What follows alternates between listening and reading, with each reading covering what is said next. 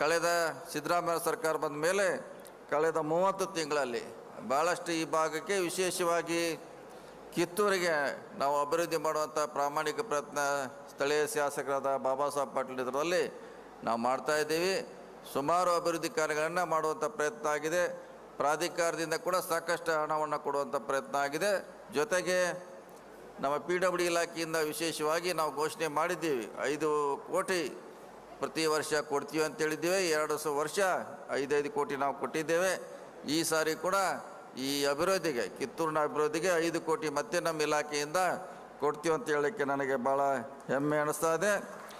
ಈ ಅಭಿವೃದ್ಧಿ ಕಾರ್ಯ ನಿರಂತರವಾಗಿ ನಡೀತಾನೆ ಇದೆ. ಈ ಉತ್ಸವನ ಹೇಳಿದಂಗೆ ಉತ್ಸವದ ಮೂಲಕ ಅದು ಕಿತ್ತೂರು ಇರ್ಬೋದು, ಕಿತ್ತೂರು ತಾಲೂಕನ್ನು ಮತ್ತು ಬೆಳೆಸುವಂಥ ಪ್ರಾಮಾಣಿಕ ಪ್ರಯತ್ನ ನಮ್ಮ ಸರ್ಕಾರ ಶಾಸಕರು ನಾವು ಮಾಡ್ತೀವಿ ಅನ್ನೋ ಹೇಳಲಿಕ್ಕೆ ನನಗೆ ಭಾಳ ಸಂತೋಷ ಆಗ್ತಾಯಿದೆ.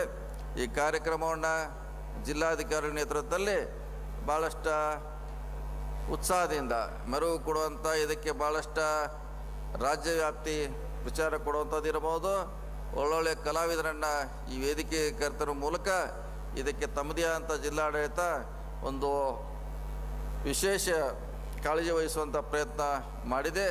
ಈ ಸಂದರ್ಭದಲ್ಲಿ ಅವ್ರನ್ನೂ ಕೂಡ ನಾನು ಅಭಿನಂದಿಸ್ತೇನೆ. ಅದು SP ಅವರು ಇರ್ಬೋದು, DC ಅವರು ಇರ್ಬೋದು, CEಗಳು ಇರ್ಬೋದು, AC ಅವರು ಇರ್ಬೋದು, ಅವರೆಲ್ಲ ಅಧಿಕಾರಿ ತಂಡ ಈ ಕಾರ್ಯಕ್ರಮ ಅಚ್ಚುಕಟ್ಟಾಗಿ ಆಗಬೇಕು, ರಾಜ್ಯದ ಗಮನ ಸೆಳೆಯಬೇಕಂತ ಏನು ಪ್ರಯತ್ನ ಆಗ್ತಾಯಿದೆ ಅದು ಇನ್ನೂ ಯಶಸ್ವಿ ಆಗಲಿ. ಇದು ರಾಜ್ಯದ ಜೊತೆಗೆ ದೇಶದ ಗಮನವನ್ನು ಸೆಳೆಯುವಂಥ ಕಾರ್ಯಕ್ರಮ ಆಗಲಿ ಅನ್ನೋ ಮಾತನ್ನು ಹೇಳುತ್ತಾ, ಕಿತ್ತೂರು ಉತ್ಸವ ಇವತ್ತು ಉದ್ಘಾಟನೆ ಮಾಡಿದ್ದೀವಿ.